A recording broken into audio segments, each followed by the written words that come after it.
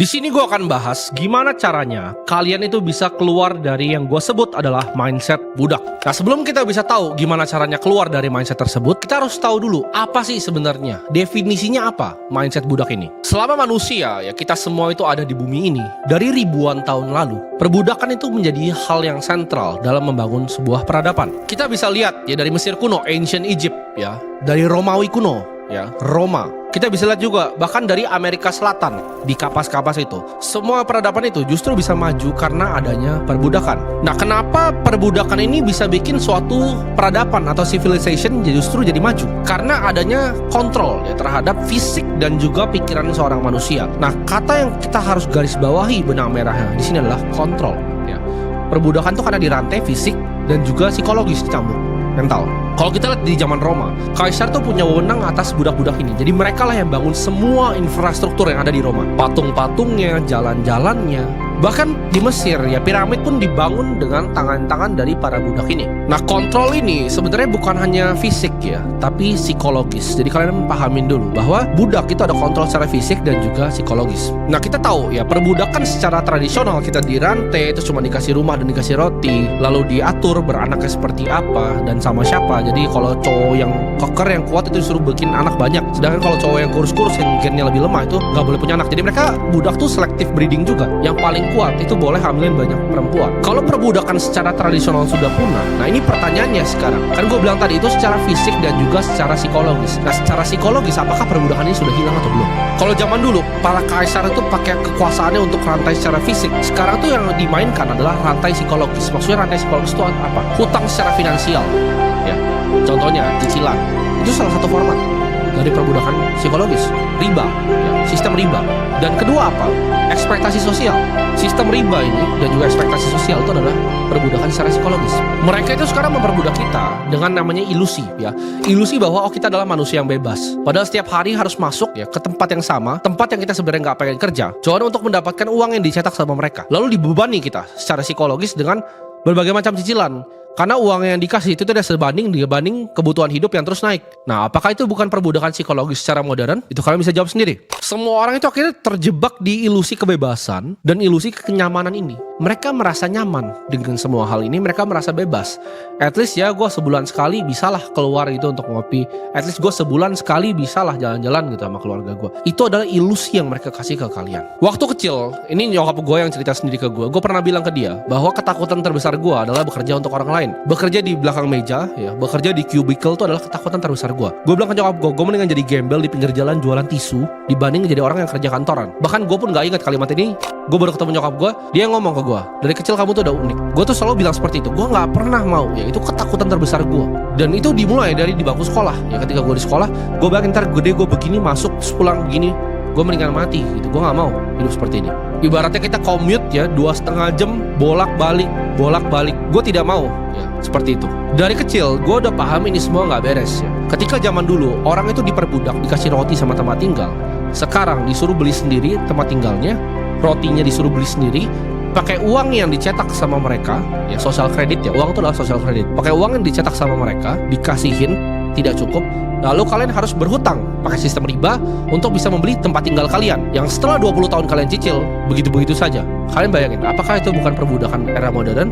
Bedanya, sekarang kalian punya ilusi kebebasan fisik. Jadi kita secara fisik itu nggak dirantai. Tapi apakah benar-benar kita tidak dirantai? Cara paling gampang untuk kontrol, ya kata kuncinya adalah kontrol. Cara paling gampang untuk kontrol seseorang adalah tebari ketakutan ke mereka. Kalau lu semua bilang lu bebas secara fisik, buktikan. Ketika 2020 kemarin apa yang terjadi di kalian semua? Kalian semua ketakutan, ditakut-takutin. Kalau kalian keluar tidak pakai masker, orang tua kalian bisa dalam bahaya. Sayangilah keluarga kalian ya kan? Akhirnya kalian dapat ketakutan. Kalian di rumah selama sebulan. Bahkan yang punya restoran tadinya nggak berani buka lagi karena ntar ditutup restorannya. Kalau nggak ikutin protokol ditutup. Kalau kalian nggak pakai masker ditutup. Apakah itu bukan kontrol secara fisik? Itu cuma tes pertama. Itu ibaratnya kalau lu balik ke zaman Mesir kuno, itu lu orang-orang dirantai. Nggak dikasih rumah tapi ya, zaman dulu masih dikasih rumah. budak tuh dikasih rumah. Ini banyak miskonsepsi, budak tuh cuma disiksa terus. Budak tuh banyak yang dikasih rumah di Mesir. Kalian pelajari dulu sejarah yang benar. Di Roma pun sama. Bahkan dikasih pilih pasangannya yang mana, dikasih makanan. Kalau sekarang itu kalian cari sendiri. Kalian cari sendiri semuanya terus ditukar sama kertas. Mindset budak ini justru gue sebutnya mindset budak ya. Karena ini sangat berbahaya untuk kita memiliki mindset budak ini. Gue kasih contoh yang sangat-sangat sederhana. Orang yang selalu ya gampang terpengaruh oleh media, orang yang selalu itu gampang sekali. Kalian bayangin, kalian bisa emosi terhadap seseorang yang kalian ketemu nggak pernah, kalian tahu hidupnya tidak, hanya dari headline media. Sesimpel kata-kata di headline media itu bisa bikin kalian merasa emosi terhadap orang tertentu. Menurut gua, orang yang bisa emosi karena kata-kata seseorang itu orang paling bodoh. Artinya apa? Kata-kata bisa mengontrol mereka. Ini mindset budak. Ketika lu lihat misalnya di media ya, oh si A itu melakukan kejahatan ini, ya kan? Itu kan ditulis sama media, yang laporannya ditulis sama aparat. Ini satu sistem semua nih. Terus lu langsung tunjuk orang itu, oke, dia bersalah. Gua kasih tau di sini, semua lu di sana di belakang layar sana itu melakukan kesalahan. Lu bilang oh saya tahu hukum. Apa yang lu tahu tentang hukum? Udah pernah lu baca semuanya? Gue kasih tahu, hukum itu sangat subjektif. Jadi semua itu bisa dibikin, tinggal kalian ditunjuk atau enggak. Contoh, kalau gue berteriak seperti ini, oh kelas menengah itu akan dihilangkan dan lain-lain, keluar dari mindset budak. Mungkin orang-orang nganggap oh ini serius nih orang nih, subscribernya jutaan nih, bisa disikat.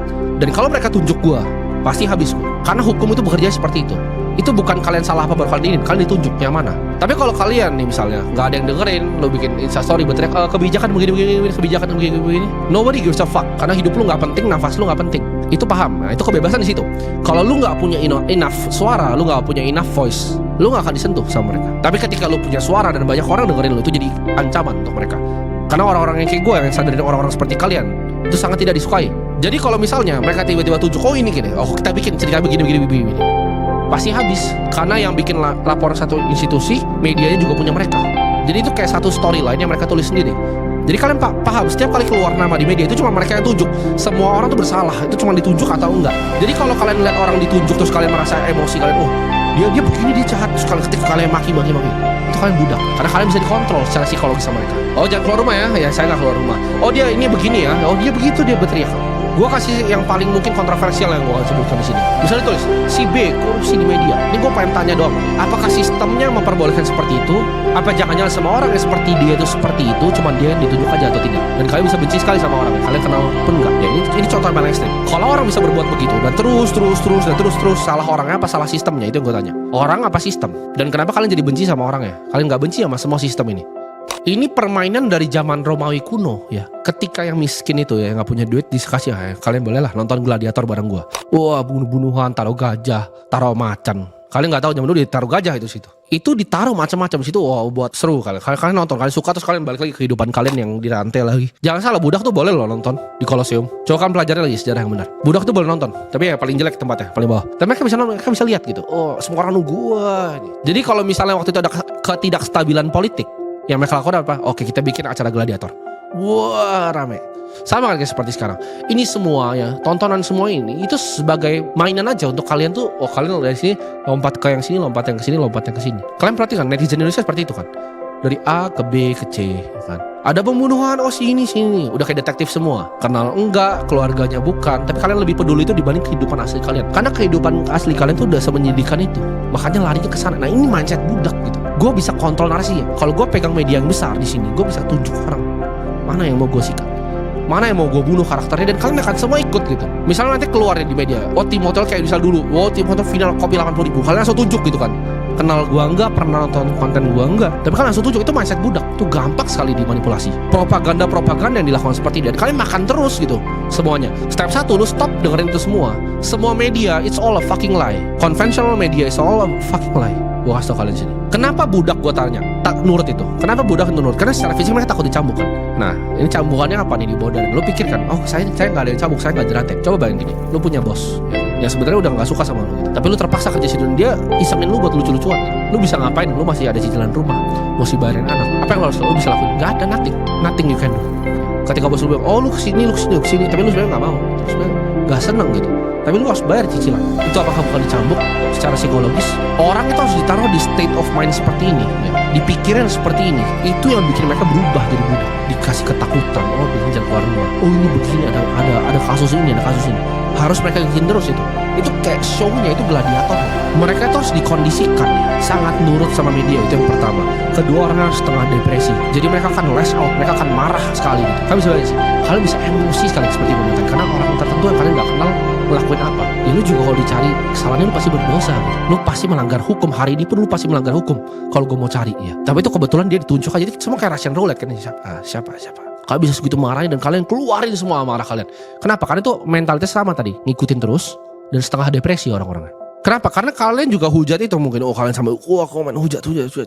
Itu kalian mungkin udah capek gitu dempet-dempetan di kereta. Itu kalian udah melangkah di plafonnya, ini jatuh gak nih gitu. Terus udah dempet-dempetan masuk ketutup pintu gak nih. Sudahlah ini ada, ada ini bangsat ya. Kata-kata itu budak. Gampang sekali digiring dan bodoh sekali. Gampang sekali digiring. Bisa buat narasi apapun untuk nge-twist otak kalian. Hey, jangan keluar rumah. Kayak masuk lift pantat-pantatan ya. Oh ini begini ya, oh ini begitu ya. Itu kayak mainan, bisa dimainin. Dan bahkan kalian udah buktiin sendiri aja. Gak usah yang mereka yang jago-jago deh. Mereka ini kan elit luar biasa yang super punya kekuasaan politik, punya kekuasaan secara uang. Gua yang masih gembel deh dibanding mereka. Gue itu bisa mainin netizen Indonesia. Pura-pura ngerokok padahal gue udah ngomong sama staffnya, viral ya kan.